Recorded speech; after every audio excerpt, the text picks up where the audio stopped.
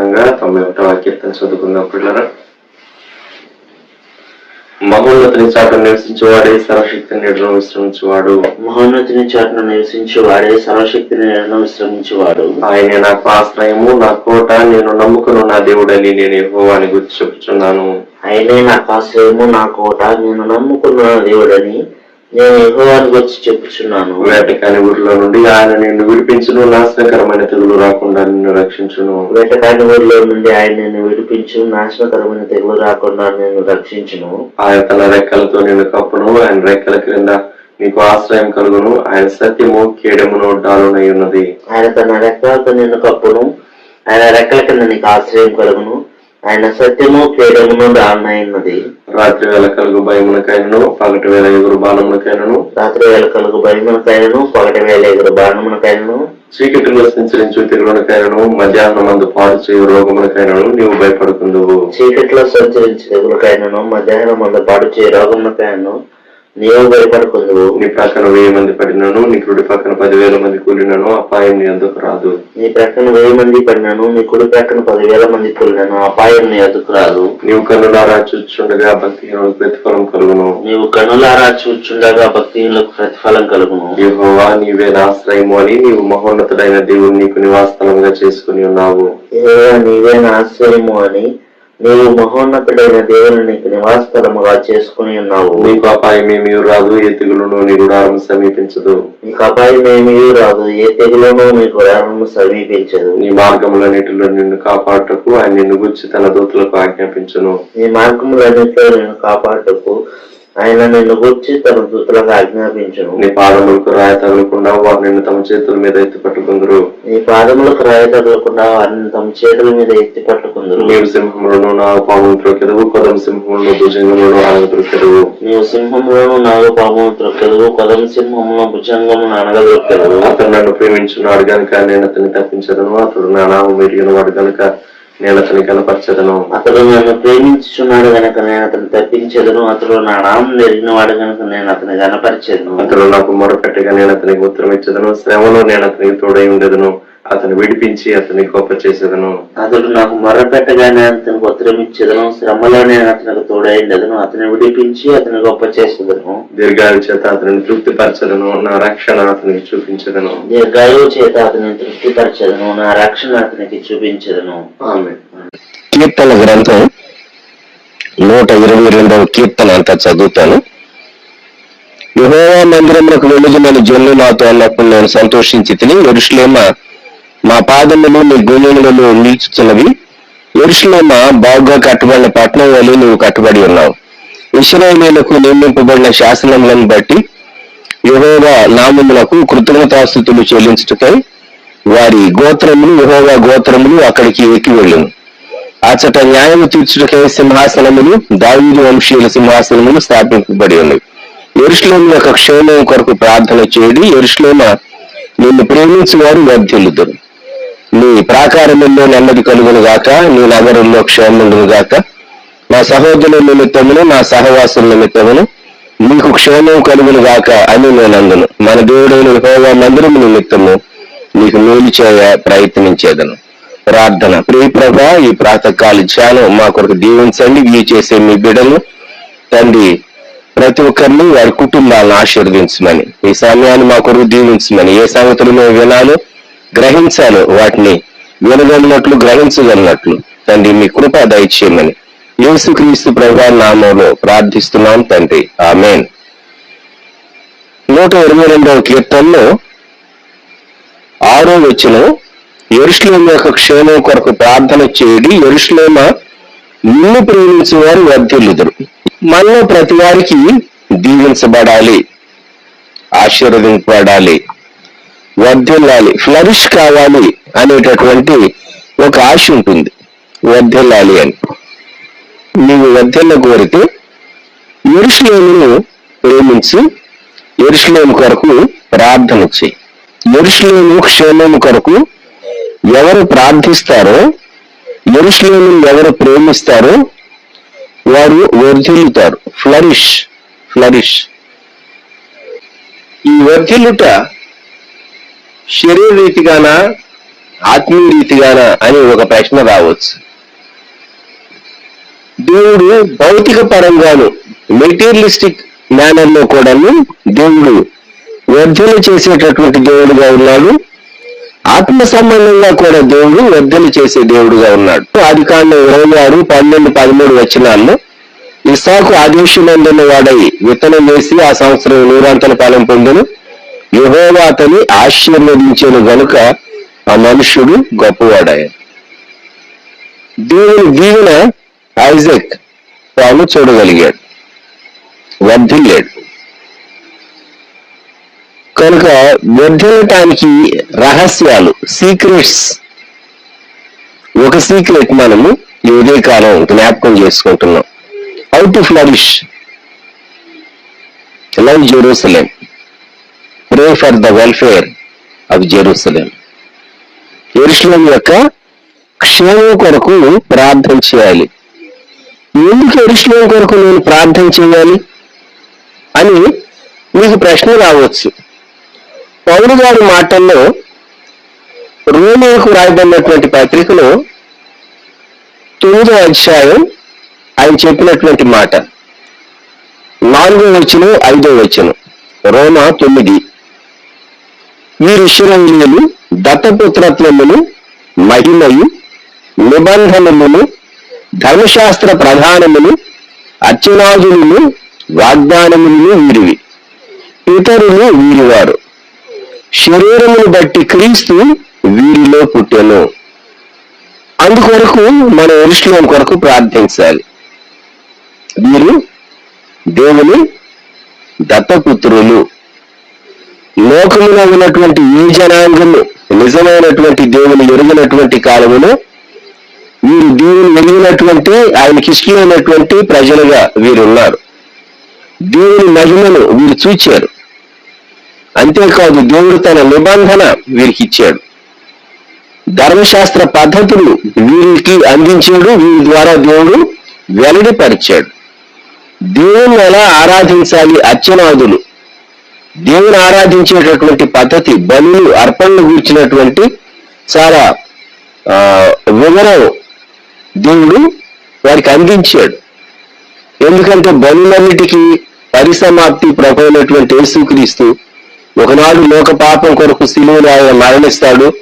కనుక ఆయనను ఆరాధించి స్తుతించేటటువంటి వారు దహన బలి అర్పించిన, సమాధాన బలి అర్పించిన వారు ఇశ్రాయేలీయులు వారు అర్పించేటటువంటి నైవేద్యాలు, బలులు, హోమాలు, ఇవన్నీ వాటికి సంబంధించినటువంటి పద్ధతులన్నీ లేవికాండం 1వ అధ్యాయాల్లో మనము ఈ బలులను గురించి మనం చాలా క్లియర్ గా మైన్యూట్ ఇన్స్ట్రక్షన్స్ మనం చూస్తాం. దేవుని ఎలా ఆరాధన చేయాలి. అంతేకాదు వాగ్దానములు వీరి అన్నాడు.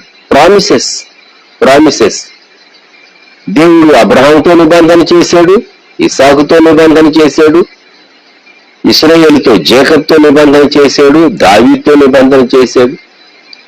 దేవుడు ఈ జనాంగ పక్షంగా చేసినటువంటి నిబంధనలు, పాత నిబంధనలోని భక్తులు, ప్రవక్తలు, వారి యూదులు వారి యూదులు. అంతేకాదు శరీరమును బట్టి క్రీస్తు వీరిలో పుట్టాను. యేసు క్రీస్తు ప్రభు యూదుడు అనేటటువంటి మాట మనం జ్ఞాపకం చేసుకోవాలి. కాబట్టి ఈ ఉదయకాలం మనము దేవుని ప్రజలంగా ఇప్పుడు ప్రపంచంలో ఉన్నటువంటి అన్ని దేశాల ప్రజలు ఇశ్రాయేలీయులకు ఒక విధంగా రుణస్థులు అని చెప్పాలి. కారణం ఏమి? వీరి ద్వారా దేవుడు తనను తాను వెల్లడిపరుచుకున్నాడు. ఈ 9వ అధ్యాయం రోమా పత్రిక 4-5 వచనాలు మరలా ఇశ్రాయేలీయుల యొక్క ఘనత ఎందువల్ల వారు గొప్పవారు, ఎందువల్ల వారు ప్రత్యేకమైనటువంటి వారు అనేటటువంటి అంశము మనము ఈ వచనాలు చదివితే మనకు అర్థమవుతుంది. యేసుక్రీస్తు ప్రభువును ఆయన కొండమీది ప్రసంగంలో ప్రభువారు చెప్పినటువంటి ఒక మాట మనము జ్ఞాపకం చేసుకున్నాం. మత్తయి రాసినటువంటి సువార్త 5వ అధ్యాయం 35వ వచనం. భూమి తోడనవద్దు అది ఆయన పాదపీఠము, యెరూషలేము తోడనవద్దు అది మహారాజు పట్టణం. దేవాది దేవుడు, సృష్టికర్త, నిజమైనటువంటి దేవుడు, భూమి ఆకాశంలో సృజించినటువంటి దేవుడు, ఆయన పట్టణం, అది దేవుని పట్టణం. కాబట్టి దేవుని పట్టణం కొరకు మనము ప్రార్థింపబద్ధులంగా ఉంటూ ఉన్నాం. ఇజ్రాయేల్ ఏం సంభవిస్తుందో, లేక ఇజ్రాయేల్లో ఏం జరుగుతుందో వాటితో దేవాలయం కట్టబడుతుందా? ఆ సంఘటనలతో రాకడ లింక్ అయి ఉన్నది. ఏళ్ళ శ్రమకాలాన్ని గురించినటువంటి విషయాలు లింక్ అయి ఉన్నాయి. మనము దానియేలు ప్రవచన గ్రంథాన్ని చదివినప్పుడు, ప్రకటన గ్రంథాన్ని చదివినప్పుడు మనకి ఈ సంగతులు అర్థమవుతాయి. దానికి యెరూషలేము చాలా ప్రాముఖ్యమైంది. యెరూషలేము కొరకు ఎవరు ప్రార్థన చేస్తారో, యెరూషలేము కొరకు ప్రార్థన చేసినటువంటి వారిని దేవుడు ఆశీర్వదిస్తాడు, దీవిస్తాడు. యెరూషలేము యొక్క క్షేమం కొరకు దేవుని ప్రజలు, క్రైస్తవులందరూ ప్రార్థింపబద్ధులుగా ఉన్నారు. ఆ జనాంగం వలె శ్రమపడినటువంటి జనాంగం ప్రపంచ చరిత్రలో మరొకరు లేరు. ఈ దినానికి వారు దేవుని క్యాలెండర్ గా వారు ఉన్నారు, లేక గాడ్స్ క్లాక్. దేవుడు ఇజ్రాయెల్ కు జరిగేటటువంటి వాటిని బట్టి తన చెప్పినటువంటి అనేక వాగ్దానాలు వారి పక్షంగా నెరవేర్చు, వారి పక్షంగా దేవుడు లోకానికి అనేక విషయాలు వెల్లడిపరుస్తూ ఉన్నాడు. ఇప్పుడు యెరూషలేము అంటే రెండవ అర్థం మనం చూడబోతున్నాం. యెరూషలేము అంటే దేవుని సంఘం, ద చర్చ్ ఆఫ్ గాడ్. యెరూషలేము అంటే దేవుని సంఘం. గలతీయులకు రాయబడినటువంటి పత్రికలో 4వ అధ్యాయం 26వ వచనం. అయితే పైన యెరూషలేము స్వతంత్రముగా ఉన్నది, అది మనకు తల్లి. యెరూషలేము, పైన యెరూషలేము, భూమి మీద యెరూషలేము రెండు. పైన యెరూషలేము అంటే ముందుగా దేవుని సన్నిధానానికి వెళ్ళినటువంటి పరిశుద్ధులు, వారు ప్రభు సంఘానంలో ప్రవేశించారు. సంఘం, పైన ఉన్నటువంటి సంఘం, దేవుని సన్నిధానంలో ఉన్నటువంటి సంఘం, ప్రభువునందు నిద్రించినటువంటి వారందరూ అక్కడ ఉన్నారు. అయితే భూమి మీద కూడా యెరూషలేము ఉన్నది. భూమి మీద ఉన్నటువంటి యెరూషలేమును గూర్చి పౌలు గారు చెప్పినటువంటి మాట గలతీ పత్రిక 4వ అధ్యాయంలో 25వ వచనం. ఈ హాగరు అన్నది అరేబియా దేశంలో ఉన్న సేనాయి కొండ, ప్రస్తుతం అందున్న యెరూషలేము దాని పిల్లలతో కూడా దాస్యమందు ఉన్నది కనుక ఆ నిబంధన దానికి దీటై ఉన్నది. ప్రస్తుతం అందున్న యెరూషలేము అని మొదటి శతాబ్దంలో ఉన్నటువంటి యెరూషలేము పట్టణాన్ని గురించి, అది రోమా పరిపాలనలో ఉన్నది కనుక పౌలు గారి కాలంలో తాను ఈ మాట వ్రాశాడు. సో భూమి మీద ఉన్నటువంటి యెరూషలేము పట్టణము, దేవుని ప్రజలు, పైన ఉన్నటువంటి యెరూషలేము, పైన ఉన్నటువంటి యెరూషలేము. మనం ప్రకటన గ్రంథంలో ఏమని చూస్తామంటే, ప్రకటన గ్రంథం 21వ అధ్యాయంలో 2వ వచనం, నేను నూతనమైన యెరూషలేము అను ఆ పరిశుద్ధ పట్టణము తన భర్త కొరకు అలంకరింపబడిన పెళ్లి కుమార్తె వలె సిద్ధపడి పరలోకమందున్న దేవుని వద్ద నుండి దిగి వచ్చుట సూచితిని. యోహాను భక్తుడు పాత్మస్ ద్వీపంలో ఉన్నప్పుడు ప్రభువు బయలుపరిచినటువంటి విషయాలు, లోకాంతం వరకు ఏం జరుగుతుందో, లోకాంతం తరువాత కూడా ఏం జరుగుతుందో, క్రొత్త ఆకాశము క్రొత్త భూమి, దానికంటే ముందు మిలీనియంను గూర్చి వ్రాశాడు. ఆ తర్వాత ధవల సింహాసన తీర్పును గూర్చి వ్రాశాడు 20వ అధ్యాయంలో. అదంతా అయిన తర్వాత 21వ అధ్యాయంలో యెరూషలేము అనే పరిశుద్ధ పట్టణము. సో పైన ఉన్నటువంటి యెరూషలేము సంఘాన్ని గురించి తాను వ్రాశాడు. ఈ ఉదయకాలం మనము దేవుని సంఘాన్ని ప్రేమించేటటువంటి వారంగా ఉండాలి. ఒకటి, భౌతికంగా ఇజ్రాయేల్ కొరకు మనం ఇజ్రాయేల్ ప్రేమించే వారంగా, వారి క్షేమం కొరకు ప్రార్థించే వారంగా, ఆ జనాంగం కొరకు ప్రార్థించే వారంగా, ఆ దేశం కొరకు ప్రార్థించే వారంగా ఉండాలి. 2, యెరూషలేము సంఘాన్ని సూచిస్తుంది కనుక మనము సంఘం కొరకు ప్రార్థించవలసిన వారంగా ఉన్నాం. సార్వత్రిక సంఘం కొరకు ప్రార్థించాలి, స్థానిక సంఘం కొరకు ప్రార్థన చేయాలి. మనము ఎంతో మంది భక్తుల కొరకు, దైవజనుల కొరకు ప్రార్థన చేస్తూ ఉంటాం. మనం అనేక మందిని కలుసుకుని ఉండకపోవచ్చు వ్యక్తిగతంగా, కానీ మనం వారి కొరకు ప్రార్థన చేస్తూ ఉంటాం. ప్రపంచ దేశాల్లో ఉన్నటువంటి దేవుని బిడ్డల కొరకు మనం ప్రార్థన చేస్తూ ఉంటాం. వారి క్షేమం కొరకు మనం ప్రార్థన చేస్తూ ఉంటాం.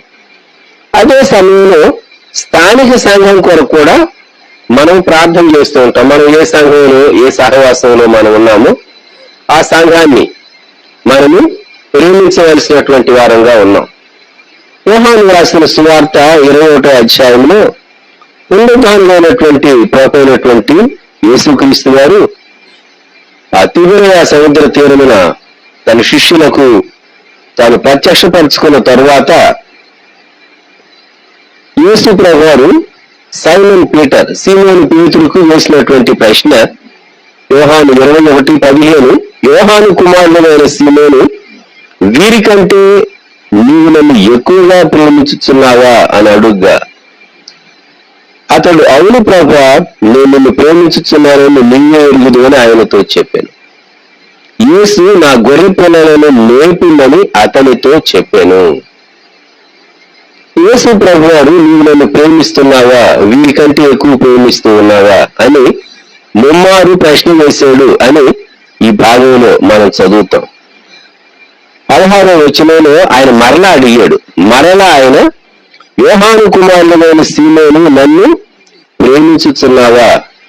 రెండోసారి అడిగితే రెండవసారి అతన్ని అడుగు అతడు, అవును ప్రభువా, నేను నిన్ను ప్రేమించుచున్నానని నీవే ఎరుగుదు అని ఆయనతో చెప్పాను. మరియు ఆయన నా గొర్రెలను కాయునని చెప్పాను. మూడవసారి ఆయన, యోహాను కుమారుడైన సీమోను, నన్ను ప్రేమించుచున్నావా అని అతనిని అడిగాను. నన్ను ప్రేమించుచున్నావా అని మూడవసారి తను అడిగినందుకు పేతురు వ్యసనపడి, ప్రభువా, నీవు సమస్తం ఎరిగిన వాడును, నిన్ను ప్రేమించుచున్నానని నీవే ఎరుగుదు అని ఆయనతో చెప్పాను. వృద్ధుడైనటువంటి ఒక తండ్రి తన కుమారుడు కూర్చొని ఉన్నారట. ఆ దగ్గరలో ఒక పక్షి వచ్చి వాలిందట కాకి. తండ్రి అడిగాడట కుమారుణ్ణి, అదేమిటి అంటే అది కాకి అని చెప్పాడట. మరలా కొన్ని నిమిషాల తర్వాత అడిగాడట, అదేమిటి అంటే కాకి అన్నాడట. రెండోసారి చెప్పేటప్పుడు కొంచెం విసుగు అనిపించింది. మూడోసారి మరలా అడిగాడట, అది కాకి అన్న ఇంకా గట్టిగా అన్నాడట. నాలుగోసారి అడిగాడట, ఇరిటేటింగ్ గా చాలా గట్టిగా, ఎన్నిసార్లు చెప్పాలి, అది కాకి అని చెప్పాను కదా అని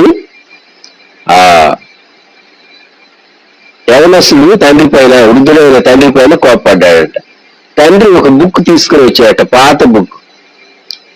ఆ బుక్ ఓపెన్ చేసి ఆ బుక్ లో ఒక చోట ఏమన్నదో చదవమన్నాడట.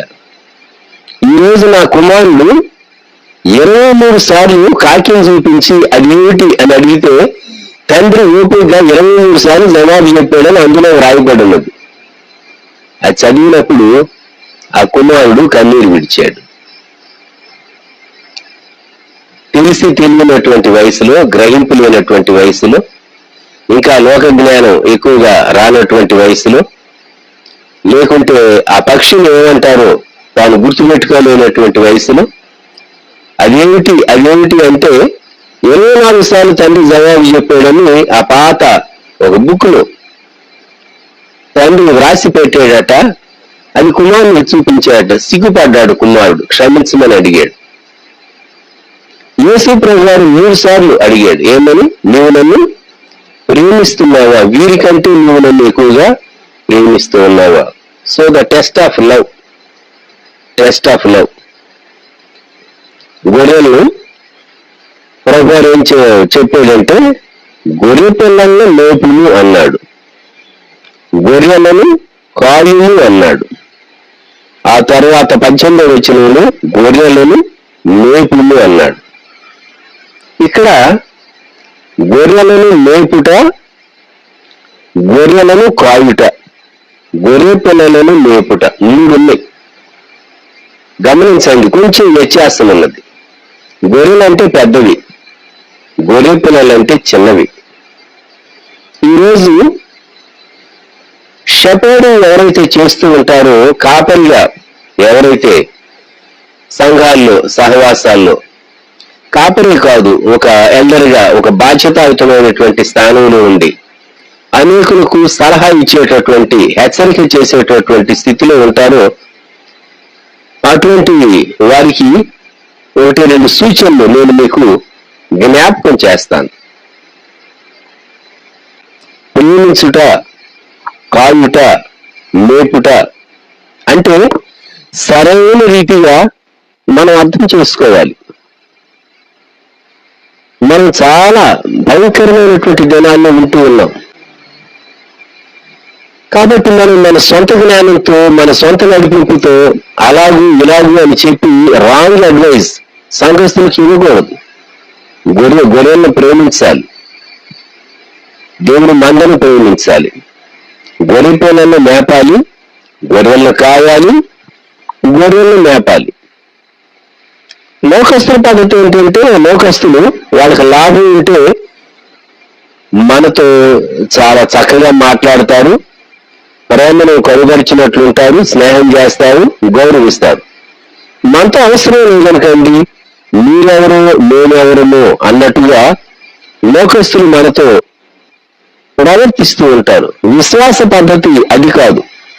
మనం దేవుని ప్రేమిస్తాం, మనం దేవుని ప్రజలను కూడా ప్రేమిస్తాం. జ్ఞాపకం పెట్టుకోండి, దేవుని ప్రజలను కూడా ప్రేమిస్తాం. యోహాను 3:16 మనకు తెలుసు. కానీ 1 యోహాను 3:16 ఏం చెప్తుందంటే, 1 John 3:16 ఆయన మన నిమిత్తము తన ప్రాణం పెట్టిన కనుక మనము దీని వల్ల ప్రేమ పెట్టిదని తెలుసుకొనిచున్నాము.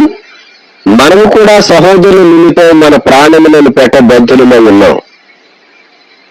కొంతమంది ఈ మాటలు సరైన రీతిగా అర్థం చేసుకోకుండా మనం ఏదో ఉద్ధరించేసేద్దాం, ప్రజలను ఉద్ధరిద్దాం అని చెప్పేసేసి కొన్ని మాటలు బ్రాహ్మణునికి వెళ్తారు. సహోదరుల నిమిత్తం ప్రాణం పెట్టబద్ధులమై ఉన్నాం. ఎందుకంటే ప్రభు మన కొరకు ప్రాణం పెట్టాడు. అయితే నేను ఒక ప్రశ్న వేస్తాను. నీవు కుటుంబీకుడు అయితే నీ భార్యను గురించి, నీ బిడ్డల గురించి నీకు ఒక బాధ్యత ఉన్నదని నువ్వు ఎరుగుదుగా. దేవుని వాక్యాన్ని సరైన రీతిగా అర్థం చేసుకోవాలి, సరైన రీతిగా గ్రహించాలి, మనం సరైన రీతిగా అర్థం చేసుకోవాలి. దేవుడు మనకు వివేచన ఆత్మను అనుగ్రహించాడు.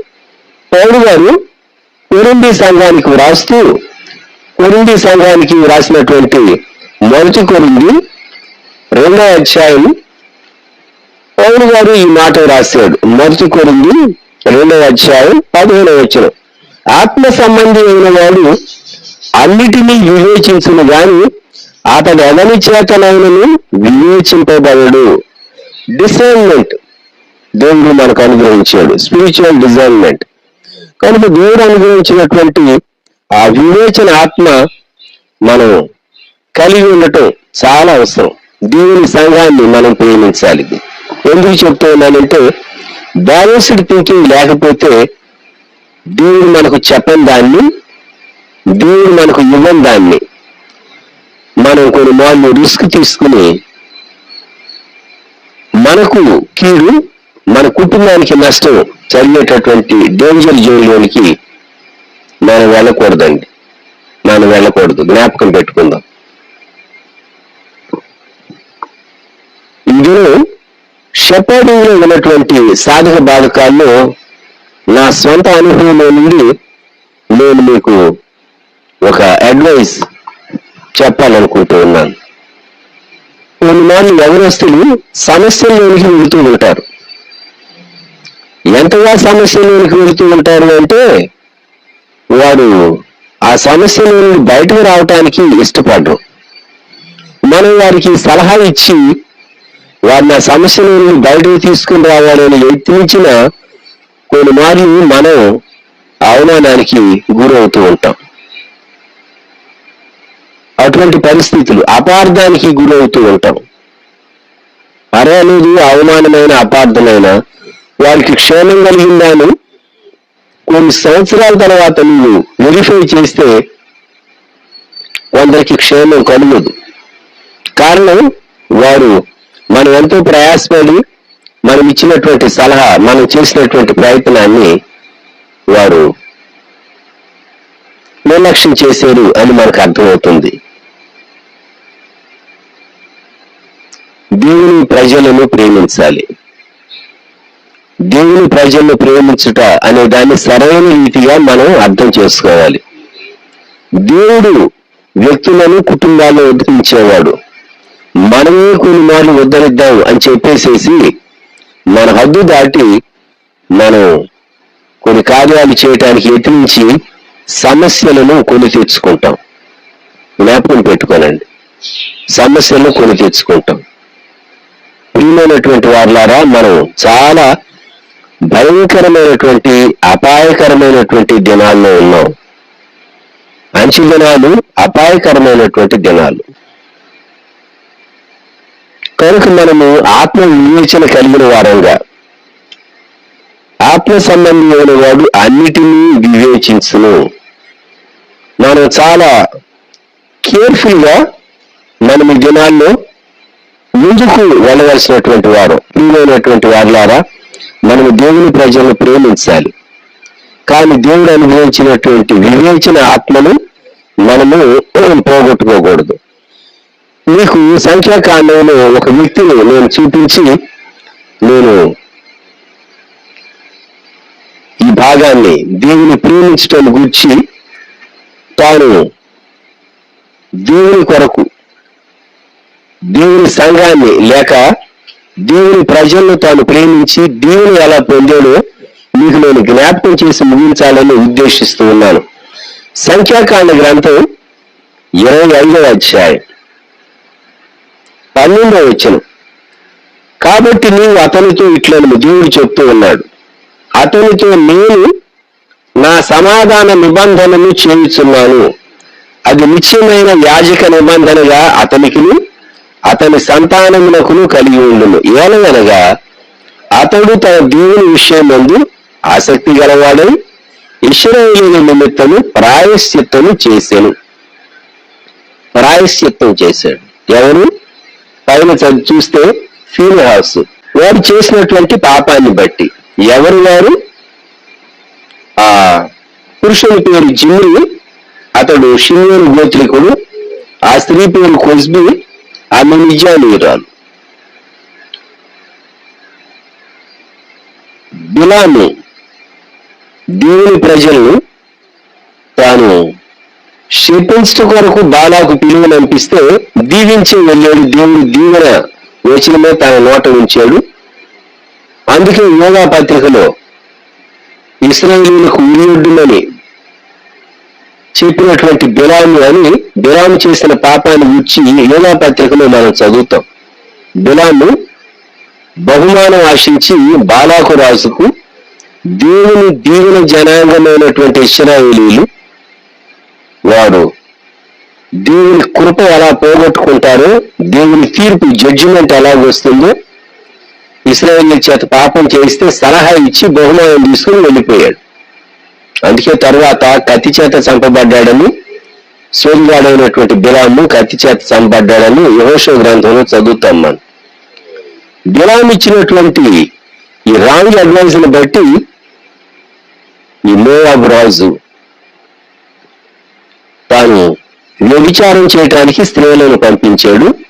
ఇశ్రాయేలీయులు చేసినటువంటి విగ్రహారాధన వ్యభిచారాన్ని బట్టి ఇశ్రాయేలీయులు బయలుపోయేవాడు 9వ వచనం కలుసుకున్నందున వారి మీద యెహోవా కోపం రగులుకొను. ఇక్కడ ఫీనెహాసు ఏం చేశాడు అంటే ఈటెతో పొడిచి చంపాడు. 7-8 వచనాలు సంఖ్యాకాండం 25. యాజకుడైన అహరోను మనుమడును ఎలియాజరు కుమారుడు అయిన ఫీనెహాసు అది చూచి సమాజం నుండి లేచి ఈటెను చేత పట్టుకొని పడక చోటికి ఆ ఇశ్రాయేలీయుని వెంబడి వెళ్ళి ఆ ఇద్దరిని అనగా ఆ ఇశ్రాయేలీయుని ఆ స్త్రీని కడుపులో గుండా దూసుకొని పోయినట్టు పొడిచెను. అప్పుడు ఇశ్రాయేలీయులో నుండి తెగులు నిలిచిపోయాను. దేవుడు దేనిని అసహించుకుంటూ ఉన్నాడో దానిని నీవు అసహించుకోవాలి. దేవుని పరిశుద్ధతను సన్మానించాలి. అప్పుడే మనము దీవెన పొందగలం అనేటటువంటి విషయం. దీవెన పొందటానికి అది కూడా ఒక మార్గం, అది కూడా ఒక పద్ధతి. ప్రియమైనటువంటి వారులారా, ఫీనెహాసు తనతో దేవుడు చెప్పిన మాట, నా సమాధాన నిబంధన అతనితో నేను చేస్తున్నాను అన్నాడు. దేవుడు ఏది ఓడవలేడు 11వ వచనం, వారి మధ్యలో నేను ఓడవలేని దానిని తాను ఓర్వలేకపోవటం వల్ల ఇశ్రాయేలీయుల మీద నుండి నా కోపం మళ్లించాను. దేవుని ఆత్మ కలిగినటువంటి వ్యక్తి కొన్ని మార్లు చాలా కఠినంగా రియాక్ట్ అవుతూ ఉంటారు. కొన్ని విషయాల్లో చూసేవారికి ఏమనిపిస్తుంది, వీళ్ళు ఇంత కఠినంగా ఉన్నారు అని అనిపిస్తుంది. దేవుడు ఆ విషయంలో కఠినంగా ఉన్నాడని గ్రహించాలి. దేవుని ఆత్మను పోగొట్టుకోవటం చాలా దురదృష్టకరమైనటువంటి విషయం. కొందరు దేవుని ఆత్మను కలిగి ఉంట అంటే వారికి తెలియదు. వారు సైతానుకు నమస్కారం చేసి, సైతాను గారు మీరంటే నాకు చాలా గౌరవం, నేను ఒకప్పుడు మీ రాజ్యంలో ఉన్నాను, అప్పుడప్పుడు అవసరమైతే నేను మీ దగ్గరకు వచ్చి మీతో పనులు చేయించుకుంటూ ఉంటాను కదా, నేను యేసు ప్రభు పార్టీ లాగా కనబడుతూ ఉన్నా, నేను మీ పార్టీ అని మీకు తెలుసు కదా అన్నట్టుగా ప్రవర్తిస్తూ ఉంటారు కొందరు. అవునండి, యేసు ప్రభు బిడ్డలుగా, క్రైస్తవులుగా, విశ్వాసులుగా చలామణి అవుతూ ఉంటారు. కానీ సమయం వచ్చినప్పుడు, టెస్ట్ వచ్చినప్పుడు, పరీక్ష వచ్చినప్పుడు చక్కగా సాతాను ఉద్దేశాన్ని నెరవేరుస్తూ ఉంటారు. చాలా విచారకరం కదా. జాగ్రత్త సుమ, దేవుని ఆత్మను పోగొట్టుకోకు. దేవుని బిడ్డ, దేవుని ఆత్మను పోగొట్టుకోకు. దేవుని ఆత్మను పోగొట్టుకోవటం చాలా దౌర్భాగ్యమైనటువంటి విషయం. పాత నిబంధనలో పరిశుద్ధాత్ముడు ఉన్నాడు. సంఘ కాలంలో 2000 సంవత్సరాల్లో పరిశుద్ధాత్ముడు సంఘాన్ని నడిపిస్తూ ఉన్నాడు. ప్రభు ఆరోహణై పరిశుద్ధాత్ముని పంపించిన తర్వాత మనం పరిశుద్ధాత్ముని కాలంలో ఉన్నాం. కృపాకాలం యొక్క చివరి భాగంలో మనం ఉంటూ ఉన్నాం. దేవుని ఆత్మను పోగొట్టుకుంటూ నువ్వు ఎత్తబడతావని అనుకుంటూ ఉన్నావా? యెరూషలేమును ప్రేమిద్దాం. యెరూషలేము క్షేమం కొరకు ప్రార్థన చేద్దాం. సంఘాన్ని ప్రేమిద్దాం. సంఘం యొక్క క్షేమం కొరకు ప్రార్థిద్దాం.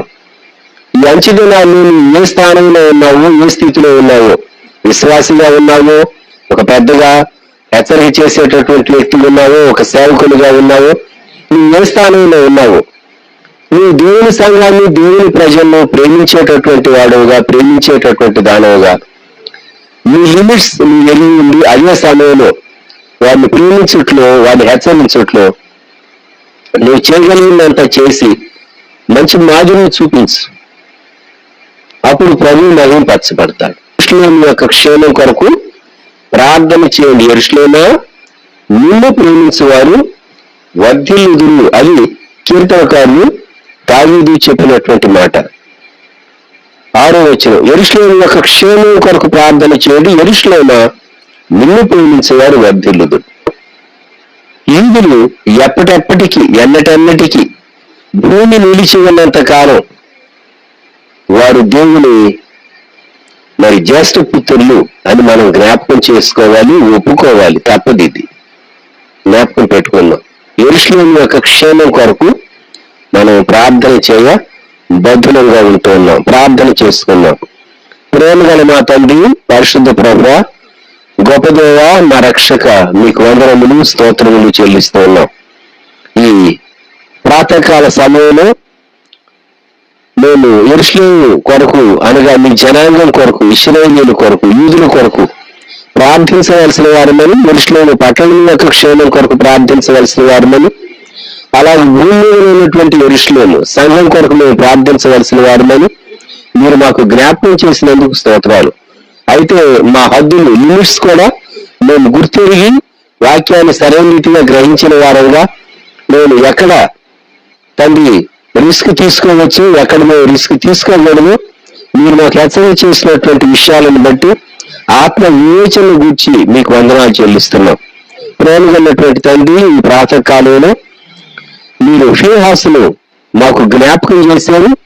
మీరు ఓరవలేని దానిని తాను ఓరవలేనందువల్ల తాను ఆ పాపమును అసహించుకొని ప్రాయశ్చిత్తం చేయటం ద్వారా అతనికి, అతని వంశములకు, అతని కుటుంబీకులకు, తరువాతి తరములకు దీవెన కలుగునట్లుగా దేవుడు తనతో నిబంధన చేశాడని మేము జ్ఞాపకం చేసుకున్నాం. మీ కొరకు మేము తండ్రి రోషం కలిగినటువంటి వారంగా మీరు అసహించుకునేటటువంటి పాపాన్ని మేము కూడా అసహించుకోవటానికి మీరు మాకు నేర్పించండి, సహాయం దయచేయండి. మానవ అందుబాటులో విత్తబడిన వాక్యములకు మీరు కట్టి ఫలింపచేయండి. యేసుక్రీస్తు ప్రభువారి నామములో ప్రార్థిస్తూ ఉన్నాము తండ్రి, ఆమేన్. మన ప్రభువైన యేసుక్రీస్తు వారి కృపా, దేవుని ప్రేమ, పరిశుద్ధాత్మను అన్యోన్య సహవాసం సదాకాలం సంఘములకు తోడై ఉండును గాక. ఆమేన్.